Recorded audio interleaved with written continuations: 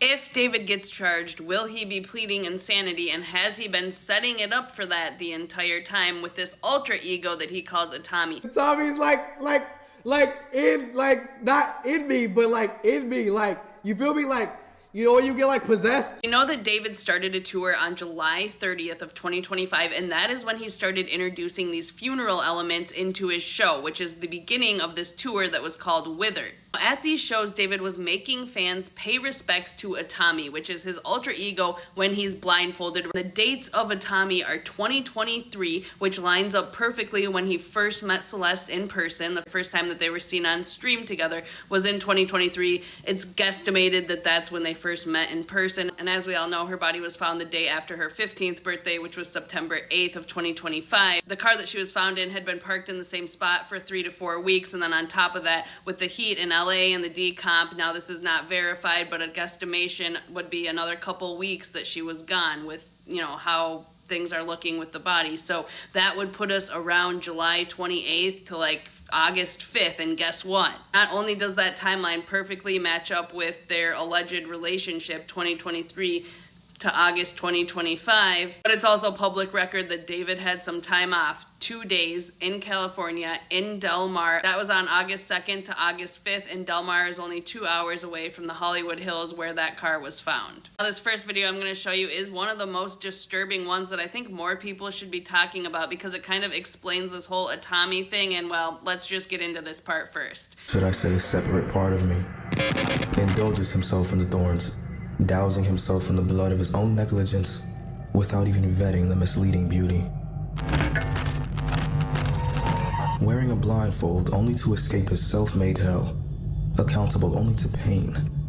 I have placed this part of me throughout this project in different areas of melody, lyrics, and delivery. You'll feel it when you get there.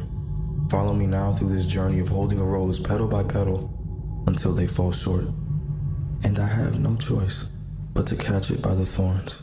So I think he was very much telling on himself there. In a lot of his interviews, he talks about how he writes songs about things, and then that's what his life becomes. Obviously, he's fantasizing about these things and then kind of working them into his real life.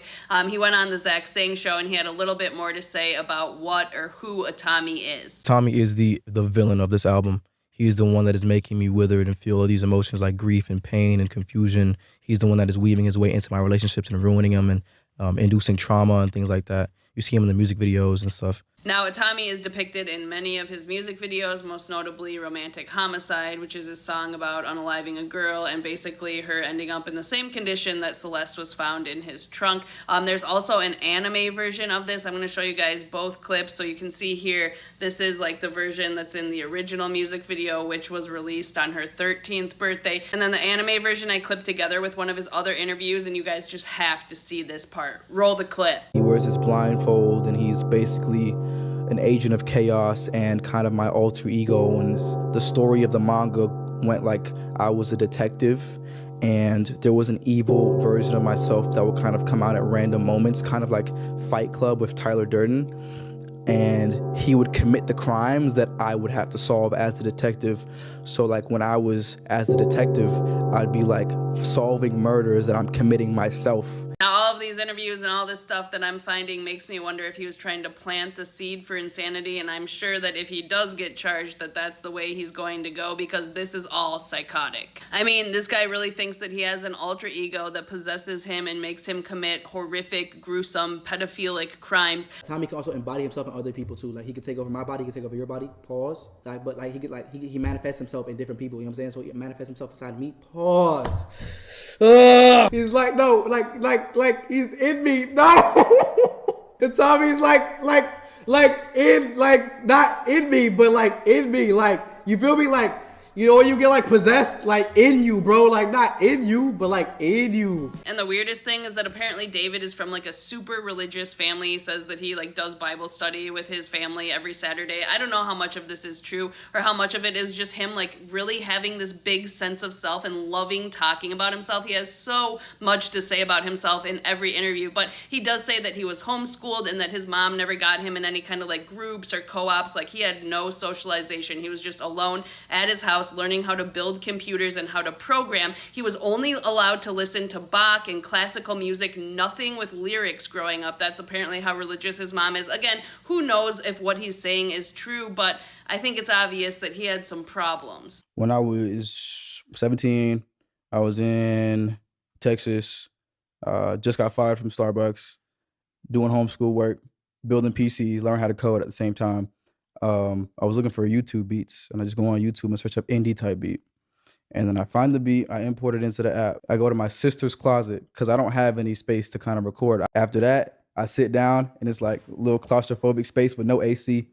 And I just start cooking. It's important to remember that David was not like some musician or some singer. He was literally just a chronically online antisocial gamer who was playing Fortnite and making Fortnite edits while learning how to build computers and program. He couldn't even keep a job at Starbucks. He was just being a creep, hiding in his little sister's closet, writing songs about unaliving young girls, and the only reason that he got any attention was because he edited it so much that it didn't even sound anything like him. He raised it up so many decimals that it sounded like Alvin and the Chipmunks, and that's why people liked him. That's why he went viral, because they thought, because people like Alvin and the Chipmunks, which anybody can sound like that if you raise it up enough. So there's nothing special about what he was doing. So I sped it up even more, and this is how the sped up sound. This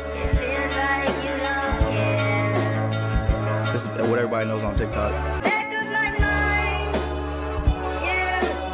Put that on TikTok and promoted it as Alvin and the Chipmunks, because like the pitch and speed so high, it sounded like Alvin and the Chipmunks. So I was like, Alvin and the Chipmunks making original music, and then boom, overnight I got 1.5 million views. I'm sure that David wants us to think that this was some impressive, genius, brilliant performance art, and the truth is that it isn't, that he isn't special, and that this was just somebody who is truly sick in the head. You know when you get like possessed? Here's some more footage of him being unhinged on stage, talking about a Tommy on the kickoff of the tour, which again was July 30th of 2025. And then he had a break in California from August 2nd to August 5th, which kind of lines up with when we think that Celeste may have met her demise.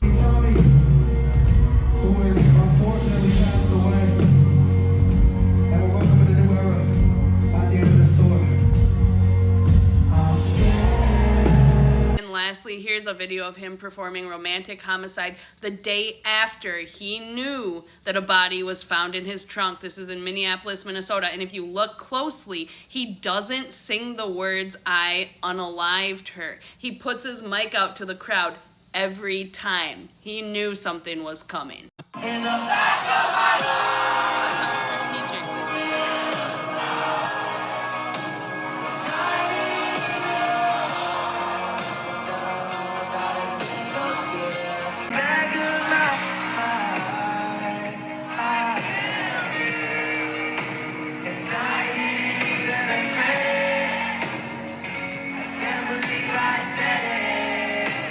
I want to know what you think, because I thought that that was very strategic, the way that he didn't say the unalived words. And I don't know if that was him being guilty or his managers or the people around him, but I'm sure they're all being questioned by the feds now.